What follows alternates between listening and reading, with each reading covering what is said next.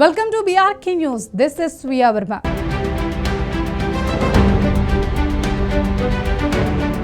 భారత్లో జనవరి 26న ఉగ్ర దాడులకు కుట్ర.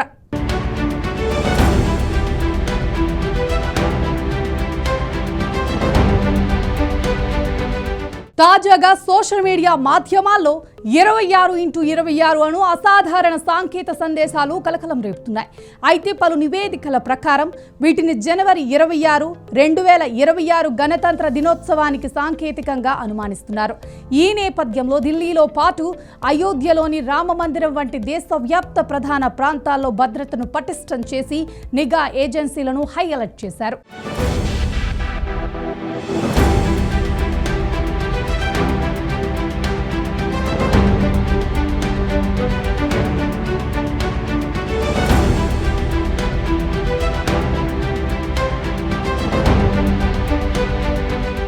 ఇక విషయంలోకి వెళ్తే భారతదేశం తన 77వ గణతంత్ర దినోత్సవ వేడుకలను జరుపుకునేందుకు ముస్తాబవుతున్న వేళ ఉగ్రవాద ముఠాలు విధ్వంసానికి కుట్ర పన్నుతున్నాయన్న నిఘా వర్గాల హెచ్చరికలు సర్వత్రా ఆందోళన రేకెత్తిస్తున్నాయి. ఖలిస్తానీ ఉగ్రవాద సంస్థలతో పాటు బంగ్లాదేశ్ కేంద్రంగా పనిచేస్తున్న ఉగ్ర ముఠాలు దేశ రాజధాని ఢిల్లీతో సహా పలు మెట్రో నగరాలను లక్ష్యంగా చేసుకున్నట్లు ఇంటెలిజెన్స్ బ్యూరో గట్టి హెచ్చరికలు జారీ చేసింది. ముఖ్యంగా జనవరి 26వ తేదీన వేడుకలకు విఘాతం కలిగించేలా విదేశాల్లో ఉన్న హ్యాండర్లు వ్యూహ రచన చేస్తున్నట్లు సమాచారం.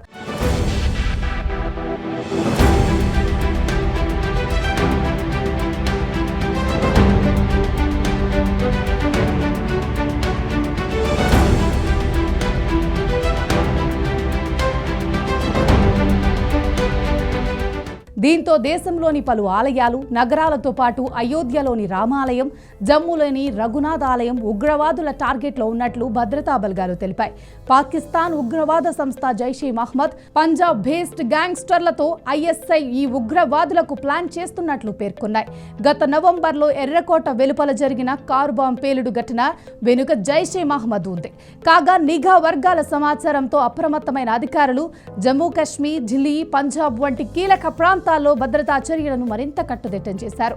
అనుమానితుల పోస్టర్లను ఢిల్లీలో పలు చోట్ల ఏర్పాటు చేశారు. ప్రధానంగా బస్టాండ్లు, రైల్వే స్టేషన్ల ఎంట్రీ, ఎగ్జిట్ మార్గాల్లో వీటిని ఉంచారు.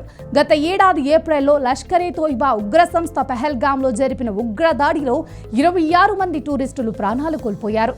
గత వారం లష్కరే సంస్థ జమ్మూ కాశ్మీర్లో ఉగ్రవాదానికి కట్టుబడి ఉన్నామని బహిరంగంగా ప్రకటించింది. హిందువులకు వ్యతిరేకంగా లష్కరే కమాండర్ విద్వేషపూరిత ప్రసంగం చేశాడు. హిందువుల కుత్తుకలు కోసినప్పుడే ఫ్రీడమ్ సాధ్యమని పీఓకేలో జరిగిన ఒక కార్యక్రమంలో అబూ ముసా కశ్మీరీ చేసిన ప్రసంగం వీడియో సామాజిక మాధ్యమాల్లో వైరల్ అయింది. పెహల్గాం ఉగ్రదాడికి ముందు కూడా కశ్మీరీ ఇలాంటి వ్యాఖ్యలే చేశాడు. దీంతో భారత్పై దాడులకు మరింత భారీ కుట్ర చేసే అవకాశాలు ఉండవచ్చని నిఘా వర్గాలు అనుమానిస్తున్నాయి.